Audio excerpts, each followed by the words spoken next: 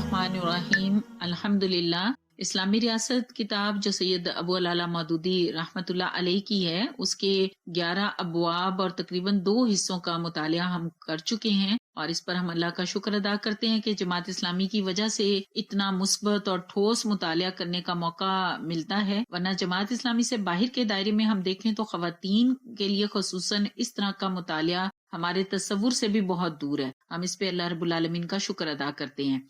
आज इस किताब का हिस्सा सोम और चहारुम जेर मुतालिया है। मुख्तसरन इसको हम देखेंगे। इसमें से जो हिस्सा सोम है, आपने इसकी फहरिस्त देखी, ये 4 तकरीबन अबवाब पर मुश्तमिल है। उनकी लिस्ट आपके सामने आ गई है और ज्यादातर ये, चूंकि इसका नाम इस्लाम के असूल हुक्मरानी रखा है प्रोफेसर साहब ने, तो यहाँ पर इस्लामी हुकूमतें किस तरह से काम करती रही हैं और अब कैसे करेंगी उससे मुतलिक पूरी रहनुमाई मौजूद है। इसमें बाब नंबर 12 का आगाज जो कि इस मौजू से हो रहा है कि इंसान के बुनियादी हकूक क्या हैं, इसमें प्रोफेसर खुर्शीद अहमद साहब ने लिखा है कि एक मुद्दत से ये सवाल जेर बहस रहा कि आया इस्लाम ने कुछ बुनियादी इंसानी हकूक की जमानत दी है या नहीं। जो लोग सिर्फ मगरिब की तारीख और इसके सियासी इर्तका ही से वाकिफ हैं, वो अपनी लाइल्मी में इस ख्याल का इजहार करते रहते हैं कि इस बाब में असल तरक्की मगरिबी ममालिक ही से हुई है। हालांकि ये बात बिल्कुल वाज़ेह गलत है। इस्लाम ने इंसानी हकूक की जमानत इस वक्त दी जब दुनिया इस तस्वुर से ना आशना थी, और यही इल्हामी हदायत का एजाज है कि वो जिंदगी की बुनियादों को वाज़ेह करती है। और ये सईदी मौदूदी की रोटरी क्लब में एक तकरीर थी जिसको फिर खलील अहमद हामदी साहब ने तहरीर किया। इस मजमून का, इस बाब का आगाज भी इसी तरह से होता है कि सैयदी मौदूदी फरमाते हैं कि मुसलमानों के लिए तो बुनियादी हकूक का तस्वुर कोई नया नहीं है। हो सकता है कि दूसरे लोगों की निगाह में इन हकूक की तारीख यूएनओ के चार्टर से शुरू हुई हो या इंग्लिस्तान के मैग्ना कार्टा जो अजीम मंशूर के नाम से है उसका आगाज हुआ हो, लेकिन हमारे लिए इस तस्वुर का आगाज बहुत पहले से है। फिर उन्होंने यहाँ एक बड़ा दिलचस्प पहलू उठाया कि वो कहते हैं कि दुनिया की दीगर मखलूकात में से ये एक बड़ी दिलचस्प और अजीब बात है कि इस कायनात की कोई जिन्स अपनी ही हम जिन्स लोगों से अपने मुतालबात नहीं करती। इंसान वाहिद जिन्स है जो अपने हम जिन्स अफराद से मुतालबा करता है। ये उन्होंने कहा कि यानी कि ये जो इंसानी हकूक का मुतालबा इंसान किससे मांग रहा है, खुद इंसानों से मांग रहा है ना। तो इन्होंने फिर यहाँ पर बहुत ही इंसानी हकूक के शऊर और उसके बारे में एक बहुत मुख्तसर और हवालों के साथ बड़ी अच्छी तारीख यहाँ पर हमारे सामने रख दी है। कोई भी इस किताब के इस हिस्से से बहुत अच्छी तरह से फैज़याब भी हो सकता है। फिर उसके बाद उन्होंने कुरान और हदीस के हवाले से, नबी अकरम सल्लल्लाहु अलैहि वसल्लम के हवाले से और खुलफाए राशिदीन की जो दौर है उसके जरिए से यहाँ बेहतरीन तरीके से इंसानी हकूक जो कि तकरीबन 21 की तादाद में है, जो आपके सामने यहाँ पर तरतीब आ भी रही है, और कौन कौन सा पहलू है, हुर्मत जान, जीने के हक, माजूरों और कमजोरों का तहफ़्फ़ुज़, खवातीन की नामूस का तहफ़्फ़ुज़, अदल इंसाफ, मुसावात का हक, यानी कि इतने तफसीली हकूक हैं जिनको शायद कभी भी किसी जगह पर दुनिया में बयान न किया गया हो।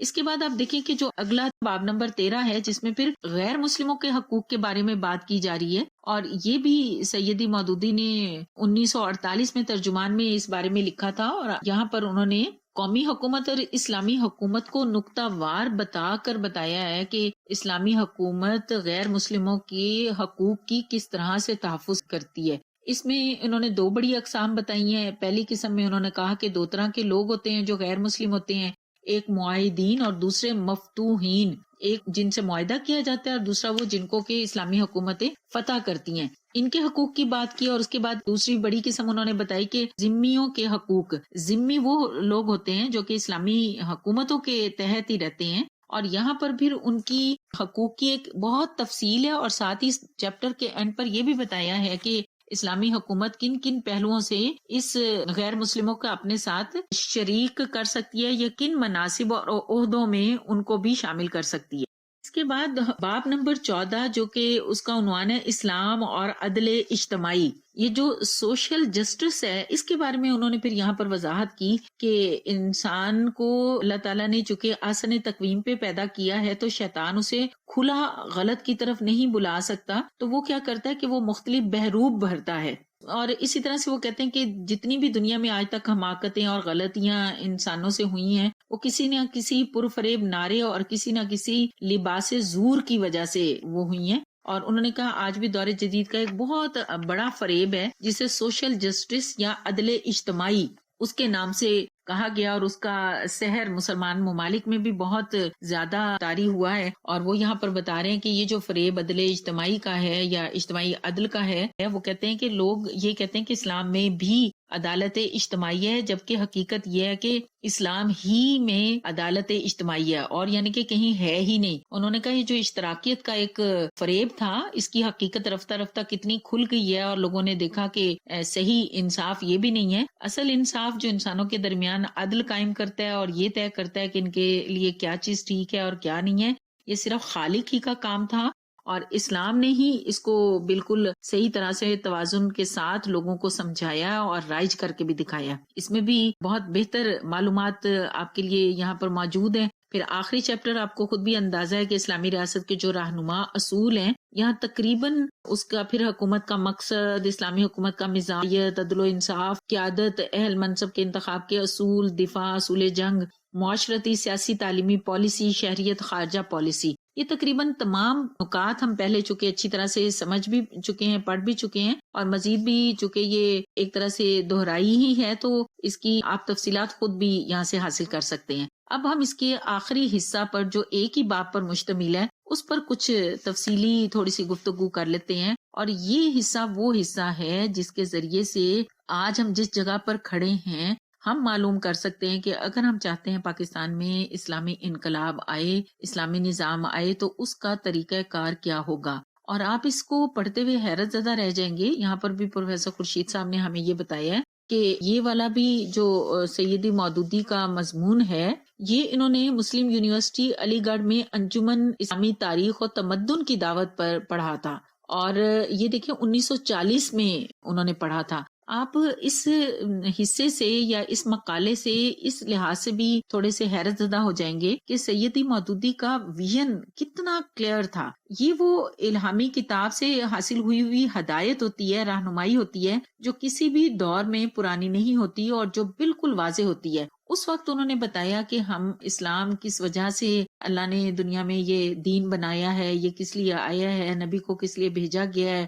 اس وقت اسلامی حکومت کیسے قائم ہوئی تھی، اور آج یہ کس طرح سے قائم ہو سکتی ہے۔ اس مقالے کے آپ دیکھیں تقریباً آپ کے پاس کوئی 7-8 ٹاپک ہیں، یہ فہرست آپ کے سامنے ہے، آپ دیکھ لیں کہ پہلا اس کا عنوان ہے اسلامی انقلاب کی راہ، پھر اس کے بعد ہے کہ اسلامی حکومت کی خصوصیات کیا ہیں، پھر اس انقلاب کی سبیل کیا ہو سکتی ہے، اس کا مخصوص طریقہ کار کیا ہے، پرامن انقلاب کا راستہ کیا ہے، پھر اس طرح سے کر کے یہ سارے موضوعات آپ کے سامنے، اور آخر میں 2-3 سوالات ہیں جو کہ اسی موضوع کو مزید ایکسپلین کرنے کے لیے ہیں۔ باب کے آغاز میں سیدی مودودی فرماتے ہیں کہ اس مقالہ میں مجھے آپ کے سامنے اس عمل کی تشریح کرنی ہے جس سے ایک طبعی نتیجہ کے طور پر اسلامی حکومت وجود میں آتی ہے، اور اس میں انہوں نے کہا کہ حکومت خواہ کسی بھی نوعیت کی ہو مصنوعی طریقہ سے نہیں بنا کرتی، اس کی پیدائش تو ایک سوسائٹی کے اخلاقی، نفسیاتی، تمدنی، تاریخی اسباب کے تعامل سے طبعی طور پر ہوتی ہے۔ آپ ان جملوں پر غور کریں کہ ایک سوسائٹی کے اخلاقی، نفسیاتی، تمدنی، تاریخی اسباب، یعنی کہ اتنے اسباب مل کر ایک حکومت قائم کرتے ہیں۔ ایک حکومت صرف ان حالات کے اقتضاء کا نتیجہ ہوتی ہے جو کسی سوسائٹی میں باہم پہنچ گئے ہوں، یعنی کہ جب کوئی بھی حکومت بنتی ہے تو وہ سوسائٹی جو حالات پہنچاتی ہے اسی کے تقاضے میں وہ حکومت بنتی ہے۔ بلا شبہ حکومت کی نوعیت متعین کرنے میں افراد، جماعتوں کے ارادہ اور عمل کا بھی بہت بڑا حصہ ہے، مگر میں دراصل یہ ثابت کر رہا ہوں کہ جس نوعیت کا بھی نظام حکومت پیدا کرنا مقصود ہو، اب یہ جملے توجہ طلب ہیں کہ اس کے مزاج، اسی کی فطرت کے مناسب اسباب فراہم کرنا، اس کی طرف لے جانے والا طرز عمل اختیار کرنا بہرحال ضروری ہے۔ یعنی کہ جس طرح کی حکومت ہم بنانا چاہتے ہیں، اس کے مزاج اور اس فطرت کے مناسب اسباب فراہم کرنا، اس کی طرف لے جانے والا طرز عمل اختیار کرنا بہرحال ناگزیر ہے۔ اس کے لیے ضروری ہے کہ ویسی تحریک اٹھے، اسی قسم کے انفرادی کریکٹر تیار ہوں، اسی طرح کا اجتماعی اخلاق بنے، اسی طرز کے کارکن تربیت کیے جائیں، اسی ڈھنگ کی لیڈرشپ ہو۔ جب یہ اسباب اور عوامل باہم پہنچ جاتے ہیں اور ایک طویل مدت تک جدوجہد سے ان کے اندر اتنی طاقت پیدا ہو جاتی ہے کہ ان کی تیار کی سوسائٹی میں کسی دوسری نوعیت کے نظام حکومت کا جینا دشوار ہو جاتا ہے، تب ایک طبعی نتیجے کے طور پر وہ خاص نظام حکومت ابھر آتا ہے جن کے لیے ان طاقتور اسباب نے جدوجہد کی ہوتی ہے، بالکل اس طرح جس طرح کے ایک بیج سے جب درخت پیدا ہوتا ہے اور اپنے زور میں بڑھتا چلا جاتا ہے تو نشو و نما کی ایک خاص حد پر پہنچ کر اس میں وہی پھیلانے شروع ہو جاتے ہیں جن کے لیے ان کی فطری ساخت زور کر رہی ہوتی ہے۔ تو یہ وہ طریقہ کار ہے کہ کوئی بھی نظام حکومت یا کوئی بھی حکومت کس طرح قائم ہو سکتی ہے۔ اسی چیپٹر میں اب دوسرا جو عنوان ہے اسلامی حکومت کی خصوصیات، تو اس میں آپ کو پتہ ہی ہے کہ وہ پہلے بھی یہ ذکر آ چکا ہے کہ اس کی دو بنیادی خصوصیات ہوتی ہیں۔ پہلی خصوصیت تو یہی ہوتی ہے کہ یہ ایک اصولی حکومت ہے اور دنیا عام طور پہ اس اصولی حکومت سے ناواقف ہے اور اس کو اس کی حقیقت سمجھ میں ہی نہیں آتی۔ اور دوسری جو اس کی خصوصیت ہے وہ یہ کہ اس کی پوری عمارت خدا کی حاکمیت کے تصور پر قائم ہوتی ہے، اور اس کا بنیادی نظریہ یہ ہے کہ ملک خدا کا ہے، وہی اس کا حاکم ہے، کسی شخص یا طبقہ یا خاندان قوم کو بلکہ پوری انسانیت کو بھی حاکمیت کے حقوق حاصل نہیں ہے۔ حکم دینے قانون بنانے کا حق صرف اور صرف خدا کے لیے خاص ہے۔ حکومت کی صحیح شکل اس کے سوا کوئی نہیں کہ انسان خدا کے خلیفہ کی حیثیت سے کام کرے۔ اس میں پھر آگے فرماتے ہیں کہ اس نظریے کی بنیاد پر جو عمارت اٹھتی ہے وہ اپنی جڑ سے لے کے چھوٹی چھوٹی شاخوں تک ہر چیز میں دنیاوی حکومتوں سے بالکل مختلف ہوتی ہے۔ اس کی ترکیب، اس کا مزاج، اس کی فطرت، کوئی چیز بھی ان سے نہیں ملتی۔ اس کو بنانے چلانے کے لیے خاص قسم کی ذہنیت، خاص قسم کی سیرت، خاص نوعیت کے کردار کی ضرورت ہے۔ پھر فرماتے ہیں کہ اس کی فوج، پولیس، عدالت، اس کی انتظامی پالیسی، غرض ہر چیز دنیاوی ریاستوں سے بالکل مختلف ہوتے ہیں، اور یہاں پر اجتماعی زندگی کے تمام اجزاء اپنی انتظامی مشین کے تمام پرزے بالکل ایک نئی ساخت کے درکار ہوتے ہیں۔ اور وہ نئی ساخت کیا ہے کہ وہ فرماتے ہیں یہاں پر اس حکومت کو کیسے کارکنان کی ضرورت ہے، کیسے لوگوں کی، اس کو ایسے لوگوں کی ضرورت ہے جن کے دلوں میں خدا کا خوف ہو، جو خدا کے سامنے اپنی ذمہ داری کا احساس رکھتے ہوں، جو دنیا پر آخرت کو ترجیح دینے والے ہوں، جن کی نگاہ میں اخلاقی نفع و نقصان کا وزن دنیاوی نفع و نقصان سے زیادہ ہو، جو ہر حال میں ضابطے اس طرز عمل کے پابند ہو جو ان کے لیے مستقل طور پر بنا دیا گیا ہے، جن کی تمام سعی و جہد کا ہدف مقصود خدا کی رضا ہو۔ یہ یقین کریں کہ 14 تقریباً پوائنٹس ہیں، اور یہ وہ کارکن کا معیار ہے۔ اگر ہم بھی اسلامی حکومت چاہتے ہیں تو یقین کریں کہ اس معیار کو ہمیں اپنے سامنے رکھنا چاہیے۔ اگر ہم ان اوصاف سے، ان صفات سے متصف ہو جاتے ہیں یا اپنے اندر پیدا کر لیتے ہیں تو ہمیں بھی یہ یقین رکھنا چاہیے کہ انشاءاللہ اللہ رب العالمین ہمیں اسلامی حکومت ضرور بنانے کی توفیق دے گا۔ اب تیسرا موضوع ہے اسلامی انقلاب کی سبیل۔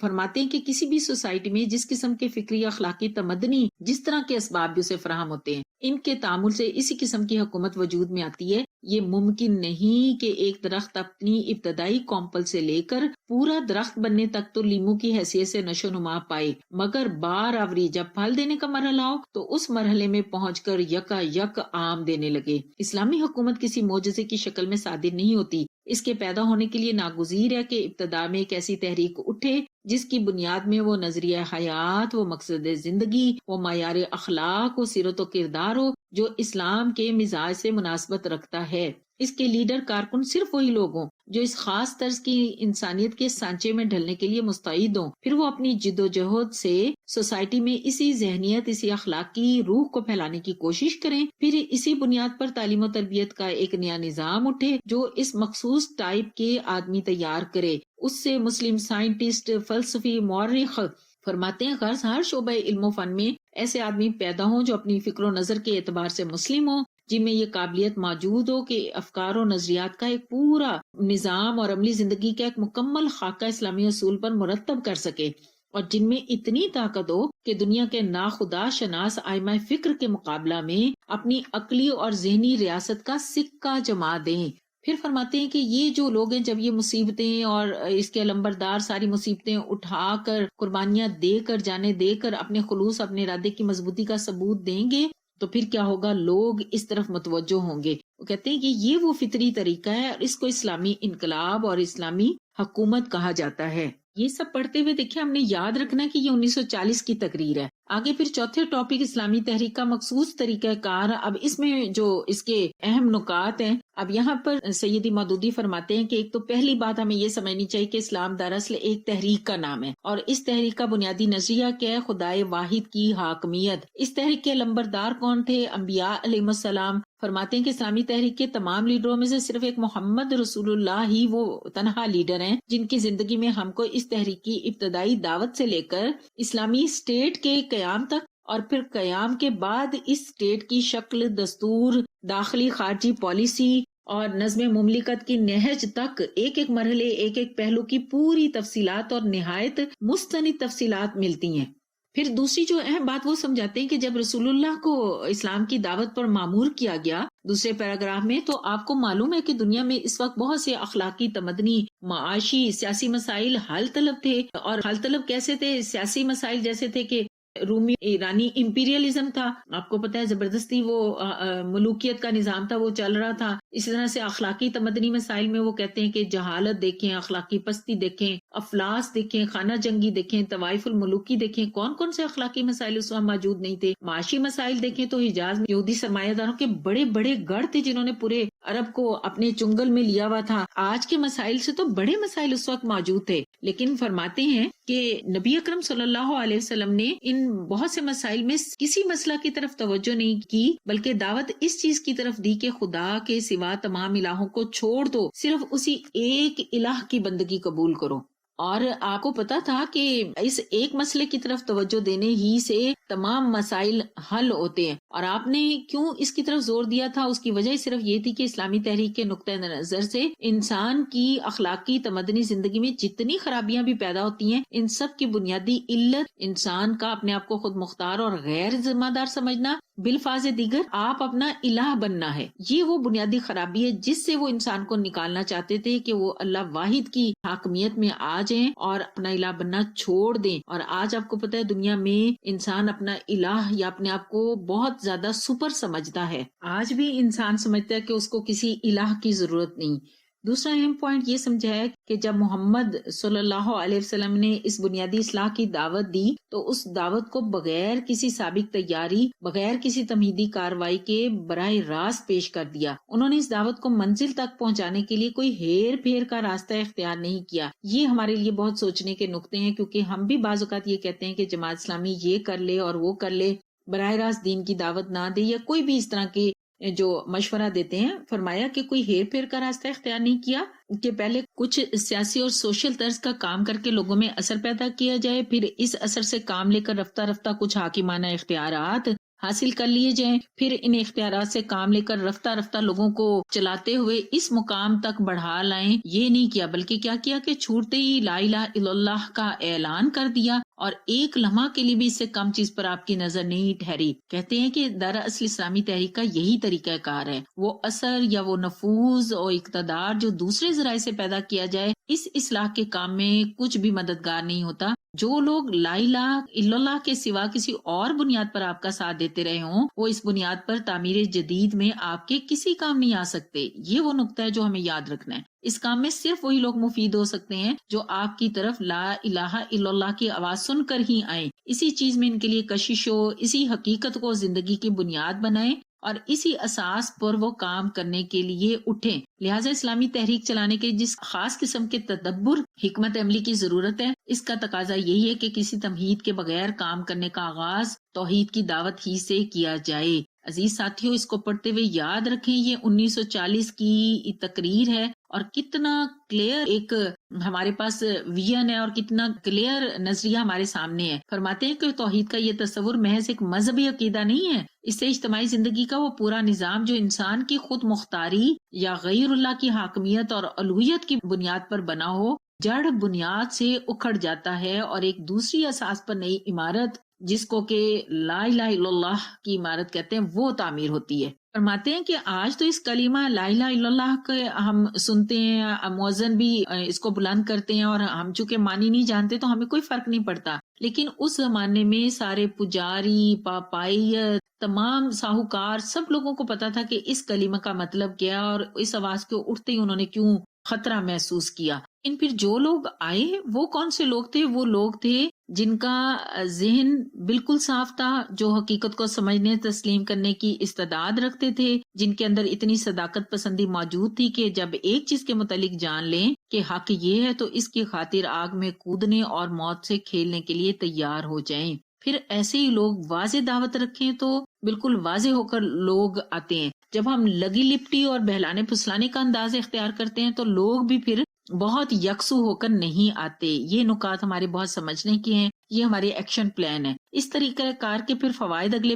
پیراگراف میں وہ یہ بتاتے ہیں کہ پھر ہوا کیا کہ جو گھٹیا قسم کے کچے کریکٹر کے ضعیف ارادہ رکھنے والے لوگ تھے وہ اس طرف آ ہی نہیں سکتے تھے. جو بھی آیا وہ نسل آدم کا بہترین جوہر تھا جس کی اس وقت اس تحریک کو ضرورت تھی. پھر جو لوگ آئے ان کو اپنی کسی ذاتی غرض کے لیے یا کسی خاندانی قومی مقصد کے لیے مصائب کا مقابلہ نہیں کرنا پڑا، بلکہ اگر مقابلہ کیا تو کس لیے؟ صرف حق اور صداقت کے لیے، خدا اور اس کی رضا کے لیے. اسی کے لیے وہ پٹے، اسی کے لیے بھوکے مرے، اسی کے لیے دنیا بھر کی جفاکاریوں کا تختہ مشق بنے. اور اس کا نتیجہ کیا ہوا کہ ان میں صحیح اسلامی ذہنیت پیدا ہوتی چلی گئی جس کی ان کو ضرورت تھی، اور ان کے اندر خالص اسلامی کریکٹر پیدا ہوا اور خدا پرستی میں خلوص آتا اور بڑھتا چلا گیا. پھر فرماتے ہیں کہ آگے آنے والوں کی ایک طرف تربیت ہوتی جا رہی تھی اور دوسری اس کشمکش کی وجہ سے اسلامی تحریک پھیلتی جا رہی تھی، کیونکہ جب وہ اتنے مصائب برداشت کرتے تھے تو لوگوں کے اندر تجسس پیدا ہوتا تھا کہ آخر کون سی چیز ہے جو ان کو اس جگہ پر کھڑا کرنے پر مجبور کرتی ہے. وہ جب اس چیز کو معلوم کرتے تھے اور جب انہیں معلوم ہو جاتا تھا کہ وہ چیز ہے لا الہ الا اللہ، اس ایک کلمے سے اتنا انقلاب رونما ہوتا ہے اور اس سے یہ لوگ اس طرح اتنی استقامت اختیار کرتے ہیں تو ان کی آنکھیں کھل جاتی تھیں اور ان کے دلوں کے پردے ہٹنا شروع ہو جاتے تھے. اگلی ایک اہم بات انہوں نے یہ بتائی کہ پھر اس تحریک کے لیڈر نے کیا کیا کہ اپنی شخصی زندگی سے اپنی تحریک کے اصولوں اور ہر اس چیز کا جس کے لیے تحریک اٹھی تھی پورا مظاہرہ کیا. ان کی ہر بات، ہر فعل، ہر حرکت سے اسلام کی حقیقی روح ٹپکتی تھی. آدمی کی سمجھ میں آتا تھا کہ اسلام کسے کہتے ہیں. اور یہاں پر جو امثال دی گئی، اب بتایا گیا کہ نبی اکرم صلی اللہ علیہ وسلم نے ابتدا میں کیا کیا کہ خود اپنی تجارت اور اپنی زوجہ محترمہ حضرت خدیجہ الکبریٰ کی ساری جو مال اسباب تھا اس کو کیسے اس مشن کے لیے قربان کر دیا. اور کبھی جو حجاز کا ملک التجار کہلاتا تھا اس کی سواری کے لیے ان پر ایک گدھا تک میسر نہیں تھا. پھر فرمایا کہ کس طرح سے قریش کے لوگوں نے آپ کو کتنی آفرز کی ہر طرح کی، لیکن آپ نے کوئی آفر قبول نہیں کی بلکہ ساری پیشکشوں کو ٹھکرا دیا اور گالیاں اور پتھر کھانے پر رضامند ہو گئے. پھر کس طرح سے قریش نے آپ کو کہا کہ آپ غریب لوگوں کو چھوڑ دیں تو ہم آپ کی طرف آ جائیں گے. گویا بتایا یہ گیا کہ اس تحریک کے لیے آپ نے ملک، قبیلے، خاندان، کسی مفاد کی کبھی پرواہ نہیں کی. اسی چیز نے دنیا کو یقین دلایا کہ آپ بحیثیت انسانوں ہی کی فلاح کے لیے اٹھے ہیں اور دنیا کی ہر قوم کے ہر انسان کو آپ کی دعوت نے اپنی طرف متوجہ کیا اور اسے اس کی کشش محسوس ہوئی. 13 برس کی شدید جدوجہد کے بعد وہ وقت آیا جب مدینہ میں اسلام کا ایک چھوٹا سا اسٹیٹ، ایک چھوٹی سی ریاست قائم ہوئی. جب قائم ہوئی تو اس وقت تک 250-300 کی تعداد میں ایسے کارکن فراہم ہو چکے تھے جن میں سے ایک اسلام کی پوری تربیت پا کر اس قابل ہو چکا تھا کہ جس حیثیت میں بھی کام کرنے کا موقع ملے مسلمان کی حیثیت سے کام کرے. اور پھر یہاں پر آپ یقین کریں کہ اتنی خوبصورت امثال ہیں اور ان ساری مثالوں سے یہ بتایا کہ وہ لوگ کس طرح سے جب مکہ میں یہ صرف ایک نظریہ تھا، ایک خیال تھا، اس وقت لوگ، اور جب بعد میں جب ایک پوری ریاست بنی تو کس طرح سے تھوڑے ہی عرصے میں کتنی زبردست لوگوں کے سامنے سیرت و کردار اور لوگ آئے. اور پھر یہاں پر بڑے اچھے جملے ہیں کہ کس طرح نگاہوں کا زاویہ بدل گیا، سوچنے کا انداز اور طریقہ بدل گیا، زندگی کا طرز بدل گیا، اخلاق کی دنیا بدل گئی. اور یہاں الفاظ کا اتنا اچھا ذخیرہ اور اتنی موٹیویشن موجود ہے کہ اگر ہم اپنے دروس میں اس حصے سے فائدہ اٹھانا چاہیں تو بہت اچھا فائدہ اٹھا سکتے ہیں. اور آخر میں جو ایک لاہ عمل پھر سیدی مودودی نے دیا ہے، یہ وہ لاہ عمل ہے جو اس پوری کتاب کا حاصل ہے.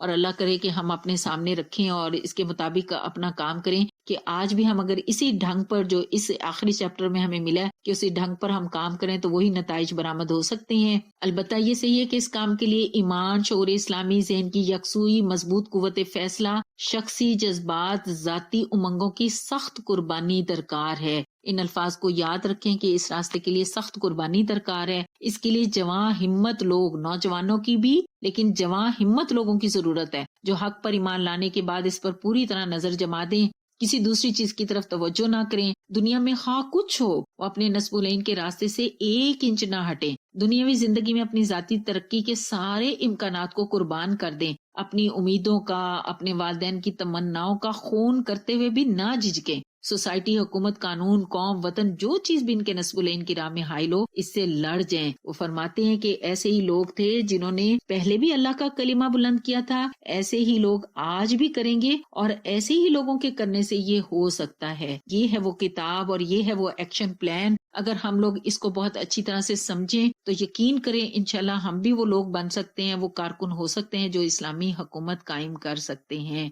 अल्लाह ताला हमारी इन तमाम चीजों को कबूल और मंजूर फरमाए। जज़ाकुमुल्लाह खैर। अस्सलामु अलैकुम व रहमतुल्लाह।